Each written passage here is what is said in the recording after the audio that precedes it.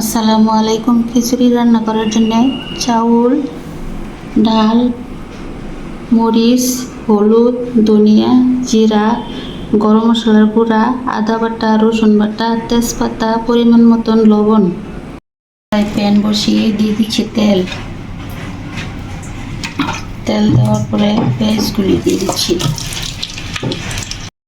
লাল লাল হয়ে গিয়েছে, এখন দিয়ে দিচ্ছি সবগুলো মশলা। ভালো করে ভালো করে বেজে দিব। চাউলটা ভাজতে ভাজতে জল হয়ে গিয়েছে, এখন দিয়ে দিচ্ছি পানি। এখন দিয়ে দিচ্ছি 5-6টা কাঁচামরিচ।